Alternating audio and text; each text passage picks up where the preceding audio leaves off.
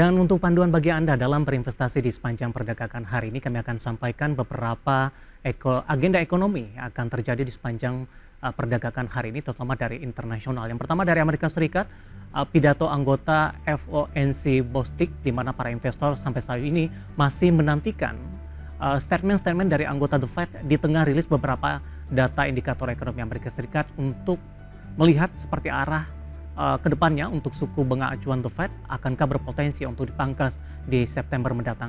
Kemudian masih dari Amerika Serikat, pemirsa, di mana Amerika Serikat akan merilis stok minyak mentah mingguan dari APEI, di mana data terbaru OPEC menurunkan prospek permintaan di 2024 dan menyebabkan harga minyak global di perdagangan hari ini mengalami koreksi yang cukup dalam. Nah, selanjutnya agenda selanjutnya adalah informasi terkait dengan data inflasi konsumen untuk Amerika Serikat pada Juli, dan ini memang ditunggu-tunggu, dan ini juga merupakan salah satu indikator utama bagi The Fed untuk mengambil kebijakan suku bunga ke depannya, baik secara bulanan maupun secara tahunan. Dan beberapa konsensus yang berkembang di mana banyak memperkirakan inflasi akan kembali melandai. Begitu juga dengan Inggris akan mengumumkan inflasi secara tahunan untuk periode Juli di 2024, pemirsa. Dan selanjutnya untuk agenda ekonomi dari Eropa juga akan merilis PDB mereka secara kuartalan dan secara tahunan. Kemudian dari Eropa, pemirsa, akan melakukan lelang bond 30 tahun Jerman, Korsel tingkat pengangguran Korea Selatan di Juli.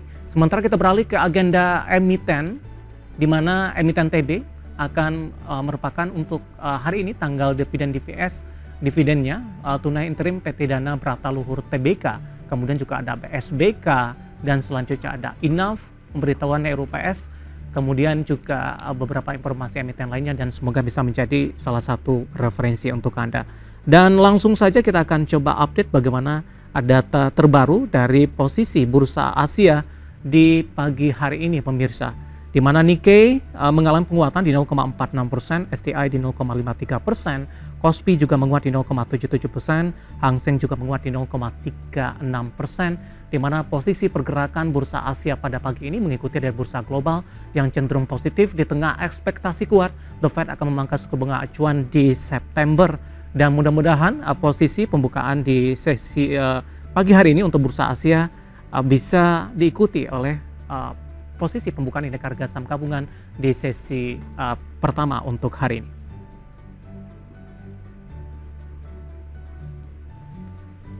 Dan di pagi hari ini, pemirsa, kita akan tidak membahas dari sisi prospek indeks harga saham gabungan, namun di perdagangan hari ini kita akan bahas topik yang menarik, pemirsa, mengenai strategi investasi kelas aset obligasi. Dan sudah hadir di studio IDX Channel pada pagi hari ini, terima kasih kepada Bapak Muhammad Sugiarto, Head of Fixed Income Fund Manager MNC Asset Management. Kita akan langsung sapa saja.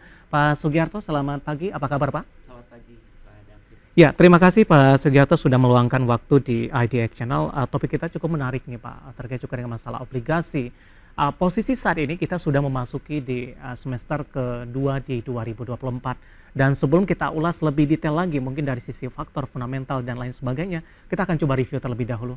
Bagaimana Anda melihat perkembangan investasi obligasi di semester pertama di 2024? Untuk kinerja investasi obligasi di semester pertama 2024, dapat saya sampaikan bahwa kalau kita lihat indeks BBPA Government Bond Index itu secara total return memang masih membukukan kinerja yang positif, ya, sekitar 3,3%, begitu juga dengan corporate bond total return itu sekitar 4,7% year to date. Menariknya adalah bahwa kenaikan ini lebih banyak ditopang oleh kupon, ya, dari obligasi tersebut, di mana memang kita tahu sendiri bahwa dari tahun lalu 2023 dan sekarang ini pasar obligasi kan masih kena volatilitas dari isu global, ya, terutama kenaikan suku bunga The Fed yang terjadi sejak tahun 2022.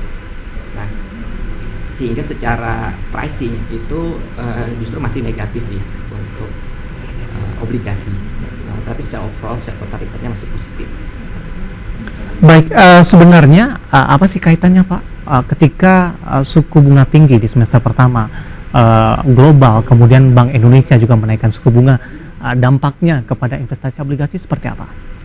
Ya, memang kalau di pasar obligasi itu ketika suku bunga naik itu adalah kondisi di mana pasar obligasi menjadi kurang menarik ya, ketika suku bunga naik, otomatis yield naik dan harga obligasi itu akan turun.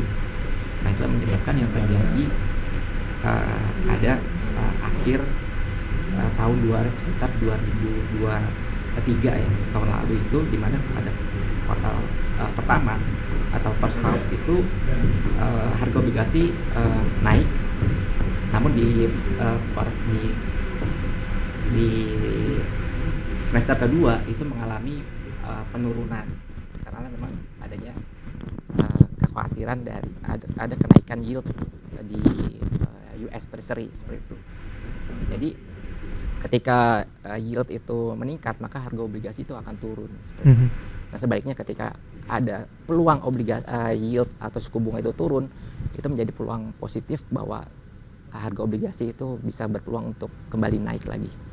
Baik, posisi dari suku bunga acuan dari The Fed ini mengalami kenaikan yang cukup signifikan, kemudian diikuti juga oleh Bank Indonesia. Dari review di semester pertama ini mempengaruhi minat tidak sih Pak dalam investasi obligasi? Ya, untuk kalau kita lihat minat investor ya terhadap lelang-lelang SBN seperti itu memang bervariasi minatnya, namun overall pemerintah masih bisa untuk menjual SBN-nya sesuai dengan target, walaupun incoming bid-nya relatif berfluktuasi ya, kadang lebih besar, kadang lebih rendah seperti itu. Nah, kalau dari corporate bond itu memang masih cukup banyak penerbitan dari corporate ya, terutama untuk refinancing dan juga untuk mengganti obligasi yang sudah jatuh tempo seperti itu ya. Nah itu juga cukup menarik bagi investor, di mana memang obligasi ini kan sebagai suatu underlying ya, terutama di reksadana ini juga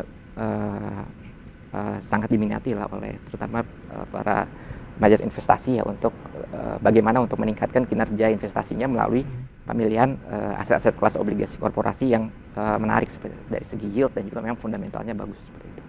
Baik, artinya di tengah posisi suku bunga tinggi ini tidak mempengaruhi minat, atau memang pengaruh minat tapi pengurangannya tidak terlalu signifikan jika dibandingkan dengan suku bunga yang masih di level rendah sebelumnya.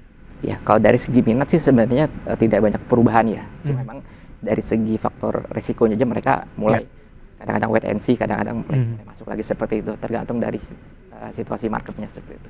Baik, ini menarik Pak Sugiarto, kita akan jeda terlebih dahulu, nanti kita akan lanjutkan di segmen nantinya. Kita akan coba fokus ini bagaimana prospek di semester kedua di 2024. Dari beberapa informasi yang berkembang tadi, potensi suku bunga The Fed akan dipangkas di September, persentasenya atau keoptimisan dari para pelaku pasar semakin besar.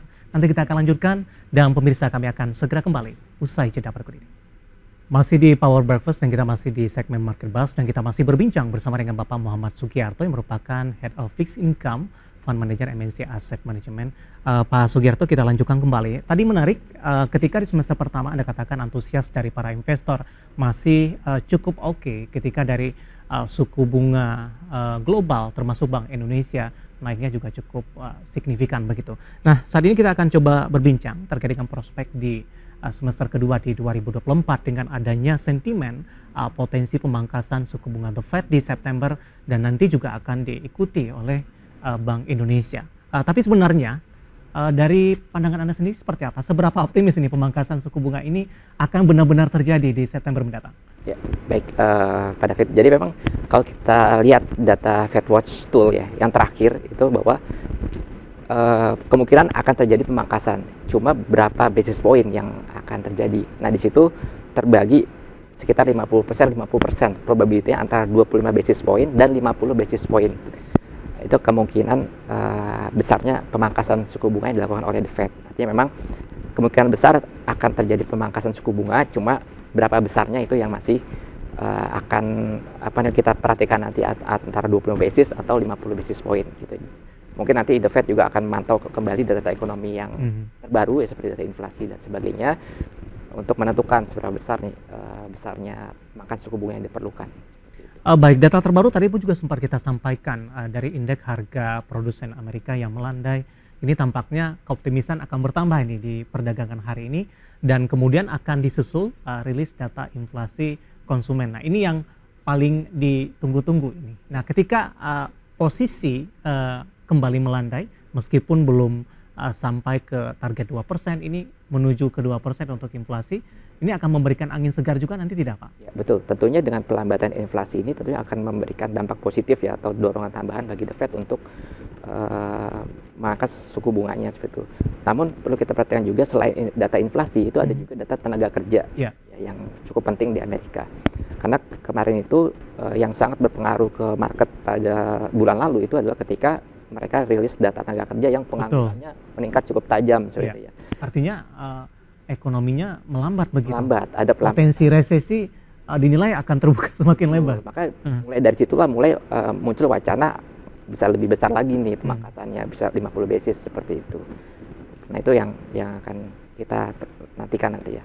Apakah Anda optimis juga ketika dari The Fed memangkas suku bunga acuan akan diikuti, akan di-follow tidak oleh Bank Indonesia nantinya?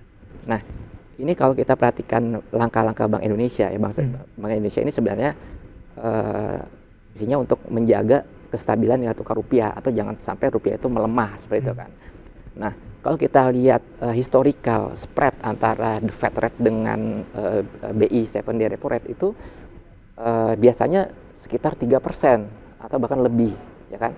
Nah, sekarang BI rate di 6,5 dan the Fed di 5,25 sampai 5,5, jadi sekitar 1% dan lebih sedikit seperti itu. Artinya gap spreadnya itu sangat sedikit antara BI dan the Fed ya. Nah, ketika the Fed itu pangkas even walaupun 50 basis, artinya masih lebih sempit range-nya dibandingkan historical. Nah, pertanyaannya adalah apakah ini akan memicu capital inflow ya di asing ya, terutama ke market Indonesia dengan diturunkan suku bunga the Fed ya. Nah, terus juga BI juga mungkin akan mempertimbangkan juga apabila mereka ikut menurunkan suku bunga, apakah ini akan berdampak ke nilai tukar, ya kan? Sehingga faktor inilah yang akan menjadi pertimbangan Bank Indonesia ke depannya, apakah dia akan ikut menurunkan suku bunganya oleh the Fed atau dia akan menantikan lagi seberapa besar faktornya ke pasar finansial domestik itu. Apakah nilai rupiah masih tetap kuat? Kalau misalnya kuat, mungkin bisa dipangkas suku bunga. Oke, artinya tidak harus follow ya. The Fed kita juga punya pertimbangan tersendiri ini untuk terhadap kebijakan suku bunga. Tapi di sisi lain, ketika dari The Fed menurunkan suku bunga acuan, Anda katakan spreadnya tadi cukup tipis dengan Bank Indonesia. Ketika BI mempertahankan, akan mempengaruhi lagi-lagi dari investor asing tidak, Pak? Tentu mereka akan mencari gain yang lebih besar di posisi negara yang suku bunga yang terjangkau begitu. Iya. Karena memang kalau kita perhatikan memang dari awal tahun itu posisi investor asing itu masih outflow ya. Sampai dengan saat ini sekitar 21 triliun. Walaupun akhir-akhir ini di bulan-bulan terakhir ini mulai masuk lagi seperti itu. Cuma memang belum terlalu besar ya dampaknya ke market. Jadi ketika pasar yield SBN saat ini masih bertahan di sekitar 6,7% ya untuk yang 10 tahun.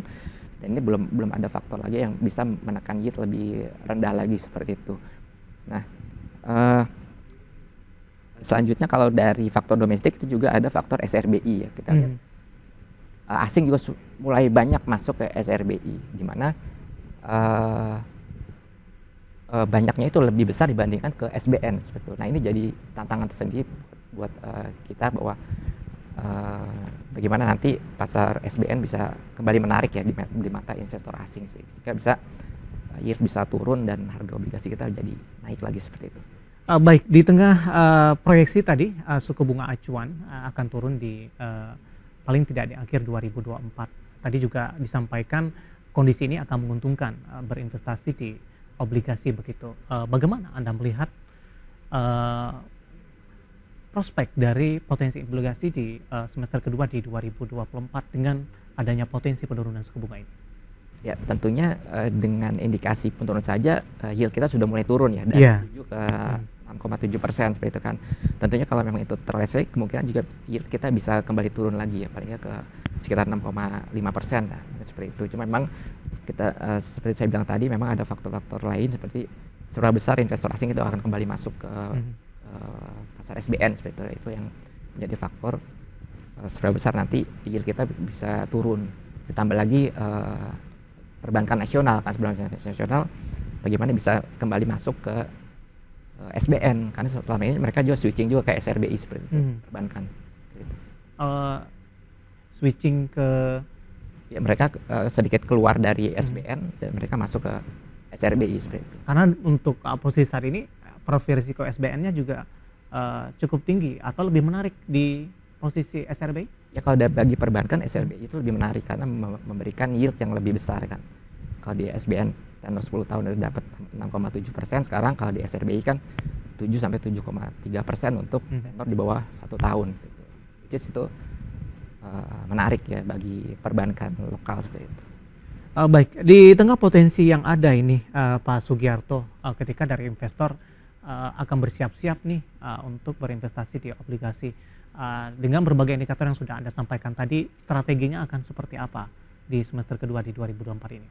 Ya, menurut pandangan saya untuk yang di SBN atau government bond ini masih ada tantangan sendiri ya, di mana memang volatilitas masih akan cukup tinggi untuk kedepannya, terutama dari isu-isu global seperti data Amerika. Itu juga akan mempengaruhi volatilitas yield di SBN tentunya sampai dengan akhir tahun ke depan. Untuk yang obligasi korporasi ini yang mungkin akan lebih stabil ya. Untuk ke depannya, sehingga memang untuk tipe-tipe investor yang mencari kestabilan mungkin akan lebih cocok di obligasi korporasi yang lebih stabil. Baik, Pak Sugiarto, makin menarik, nanti kita akan lanjutkan, kita akan jeda terlebih dahulu dan pemirsa kami akan segera kembali sesaat lagi. Terima kasih untuk Anda yang masih bergabung bersama dengan kami dan masih di Market Buzz pemirsa di Power Breakfast. Dan sebelum kita lanjutkan perbincangan, saya akan coba sampaikan terlebih dahulu update pembukaan indeks harga saham gabungan di sesi pertama pada pagi hari ini. Di mana indeks harga saham gabungan dibuka di sesi pertama pada pagi tadi pemirsa dibuka flat di 7.356.638. Kabar baiknya adalah beberapa menit pasca pembukaan, indeks harga saham gabungan langsung mengalami penguatan yang cukup signifikan, dan lagi-lagi dalam beberapa waktu terakhir indeks harga saham gabungan sudah kembali menembus di atas level 7.400-an pemirsa. Di mana posisi saat ini penguatan lebih ke arah terbatas di 7.385.718, menguat di 0,35%. Level tertinggi di sepanjang perdagangan hari ini tepatnya di 7.400.802, sementara level terendah di 7.372.891. Penguatan yang terus berlanjut untuk indeks harga saham gabungan membuat pergerakan IHSG secara year to date makin mengalami penguatan yang cukup signifikan di 1,54% setelah dalam beberapa minggu terakhir justru cenderung bergerak negatif maksud kami. Kemudian saya juga akan sampaikan pemirsa update perdagangan terutama dari rotasi pergerakan sektoral di pembukaan perdagangan di sesi pertama hari ini, di mana beberapa indeks di pembukaan sesi pertama terkait juga dengan pergerakan beberapa saham dalam hal ini maksud kami. Dari sisi penggeraknya adalah Wika masih melanjutkan penguatan signifikan di 8,27%, Goto juga menguat di 3,85%, SMBR juga menguat di 1,76%. Saham grup Prayogo Pangestu PTRO juga menguat di 3,20%. Film masih melanjutkan penguatan di 4,55% pasca dinyatakan masuk ke dalam indeks MSCI Small Cap yang akan berlaku di beberapa waktu ke depan. Kemudian saham-saham yang menjadi pemberat PTPP tampaknya berbalik arah, melemah di 1,2%. Aman Mineral juga kembali tertekan dan ADI juga melemah di 1,81%. Dan terakhir ada ITMG pemirsa, hari ini mengalami pelemahan yang cukup dalam pasca rilis kinerja mereka di semester pertama di 2024, di mana posisi laba mengalami penurunan yang cukup dalam. Itu dia updatean posisi pembukaan di sesi pertama, dan semoga bisa menjadi salah satu referensi untuk Anda, terutama dalam menghadapi perdagangan di hari ini. Kita lanjutkan kembali perbincangan bersama dengan Bapak Muhammad Sugiarto yang merupakan Head of Fixed Income Fund Manager MSCI Asset Management. Pak Sugiarto, kita lanjutkan kembali. Tadi sudah kita bahas secara keseluruhan prospek dari investasi obligasi di semester kedua akan lebih menjanjikan dibandingkan dengan semester pertama. Katalisnya tadi adalah prospek pemangkasan suku bunga ke depannya. Tapi di tengah beberapa sentimen yang berkembang, artinya dalam hal ini positif, Pak Sugiarto. Bagaimana Anda melihat minat dari investor sampai sejauh ini yang fokus kepada investasi obligasi, ketika di pasar saham lebih digaungkan kepada generasi muda, Gen Z ataupun milenial. Bagaimana dengan posisi dari investasi di obligasi? Sebenarnya posisi di obligasi ini sebenarnya cukup menarik juga ya, di mana ini menawarkan imbal hasil yang lebih terukur lah seperti itu, dengan resiko yang juga bisa terukur seperti itu. Nah, berbeda dengan saham ya, yang mungkin volatilitasnya juga tinggi dan resikonya juga lebih tinggi. Nah, sebenarnya dari segi minat investor juga mulai ada peningkatan ya Pak di obligasi ya seperti itu. Cuma memang kalau untuk obligasi kan memang untuk size-nya relatif lebih tinggi ya, lebih besar dibandingkan investor untuk beli saham kan. Untuk beli saham kan bisa dengan nominal yang lebih kecil mungkin sudah bisa untuk transaksi di saham. Cuma kalau di obligasi mungkin size nominalnya bisa lebih tinggi lagi. Nah, itu jadi walaupun demikian kita lihat memang masih ada peningkatan lah untuk masuk ke obligasi. Edukasi dan sosialisasi masih sangat dibutuhkan? Tentunya edukasi dan sosialisasi tetap terus perlu dilakukan ya kepada masyarakat tentunya, bagaimana mereka bisa memahami ya faktor risiko dan juga faktor imbal hasil yang tentunya tidak kalah menarik ya dibandingkan instrumen kelas aset yang lainnya gitu. Fokusnya akan lebih ke investor retail tidak Pak dalam hal ini? Ya, sebenarnya investor retail itu sangat potensial ya untuk bisa menopang ekonomi nasional ya. Tentunya juga bisa menopang pasar SBN juga pada khususnya seperti itu.